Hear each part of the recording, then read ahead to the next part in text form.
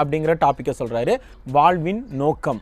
ஒவ்வொருத்தருக்கும் இந்த மனித பிறவி எடுக்கும் பொழுது ஒவ்வொரு நோக்கம், ஒரு குறிக்கோள் கொடுக்கப்படுது. ஆனால் பல சமயம் பல பேர் அந்த குறிக்கோள் என்னன்னு கண்டுபிடிக்காமே வாழ்க்கை வாழ்ந்து முடிச்சிடுறாங்க. உங்களுடைய குறிக்கோள் இது வரைக்கும் என்னென்ன கண்டுபிடிக்க முடியலைன்னா இந்த சார்ட்டை பயன்படுத்த சொல்கிறாரு. ஆசை, திறமை, பரிவு, பயன், அதாவது பேஷன், டேலண்ட், கம்பேஷன், யூஸ்ஃபுல்னஸ்ன்னு 4 விஷயத்த சொல்கிறாரு.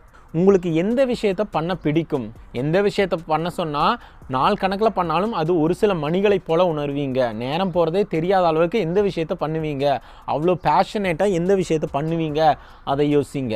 அதில் உங்களுக்கு திறமை இருக்குதா, இல்லை திறமையை வளர்த்து கொள்ள முடியுமான்னு யோசிங்க. அதே மாதிரி அதை மற்ற மனிதர்களுக்கு கொடுக்கணுங்கிற அந்த கம்பேஷன், பரிவான உள்ளம் இருக்குதா. இது 3ம் இருந்தால் பத்தாது, அந்த விஷயத்தினால மக்களுக்கு பயன் இருக்குதா, யூஸ்ஃபுல்னஸ் இருக்குதான்னு யோசிக்க சொல்கிறாரு. எக்ஸாம்பிளுக்கு என்னுடைய